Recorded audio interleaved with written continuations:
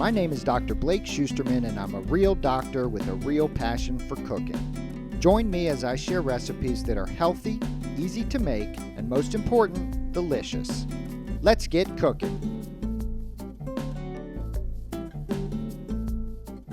Welcome everyone, I'm the Cooking Doc, and once a week I trade in my doctor's coat for a cooking apron, and I teach you how to make healthy recipes that taste delicious. And this week we've got a special treat.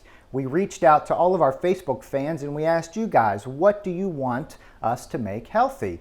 What recipes out there can you not eat because they don't fit in with your specific diet or your health conditions? And we got some great requests. And we got some desserts, we got some sauces, we got some side dishes, but the most requested dish was fettuccine Alfredo. So here we are, we're gonna make fettuccine Alfredo healthy, and we're gonna make it taste good. I searched the web looking for a healthy fettuccine Alfredo recipe, and I came across one on juliasalbum.com, and Julia has really taken fettuccine Alfredo and made it much healthier than the normal version. And we're gonna take her recipe and just take out a little bit of the cream and maybe a little bit of the carbohydrates so that somebody who has diabetes or kidney disease or is trying to look for even a lower fat alternative can really enjoy it. Okay, so the first part of this recipe kind of takes the creamy sauce and uses a secret ingredient to give it that creamy texture without all the extra cream, and that's cauliflower. And you've seen me use cauliflower in other recipes as rice or as couscous, but we're gonna use it here for the base of our creamy sauce. All right, and just let that boil for about 40 minutes till it gets really soft. Now while the cauliflower is cooking, we're going to get onto our chicken. And for this recipe, we're going to use boneless, skinless chicken breasts. We're going to saute them over medium-high heat until they're brown on both sides. We're going to cook them in a little bit of olive oil and seasoned at the beginning with salt and pepper. While the chicken is cooking and while the cauliflower is boiling, we're going to get our pot of water ready for the fettuccine. To that pot of water, we're going to add a little bit of salt.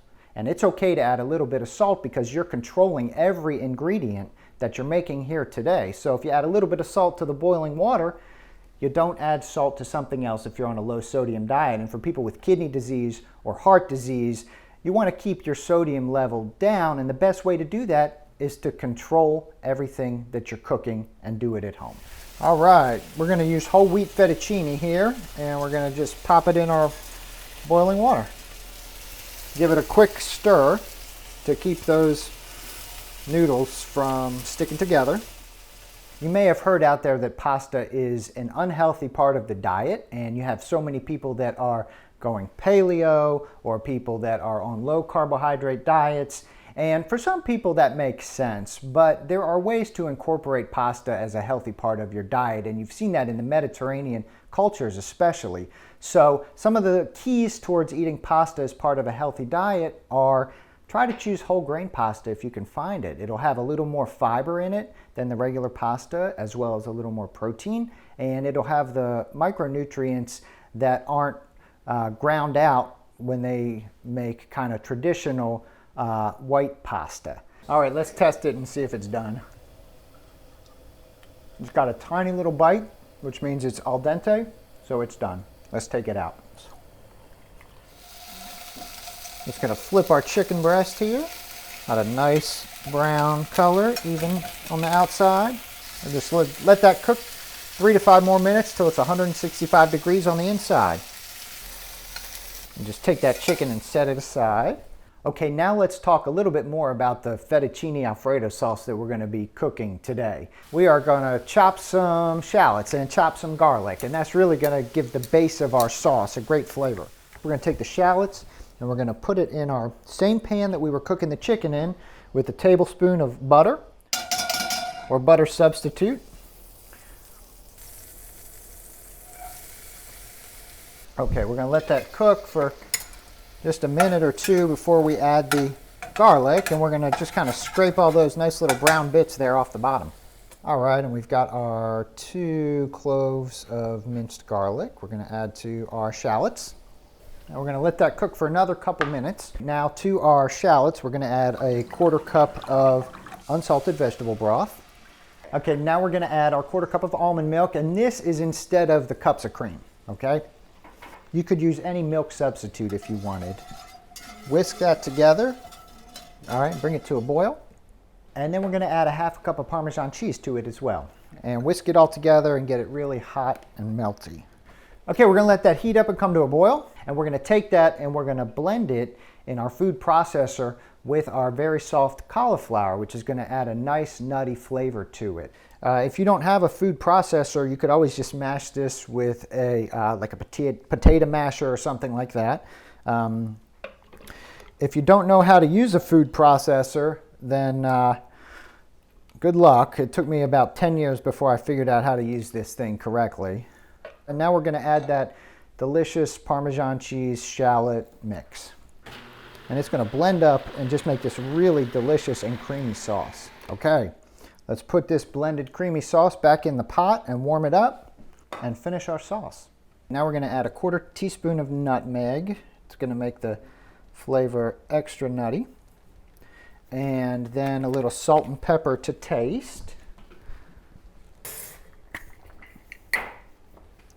Add 2 cups of peas. These are frozen peas that have been just cooked in the microwave. And then we're going to add our pasta.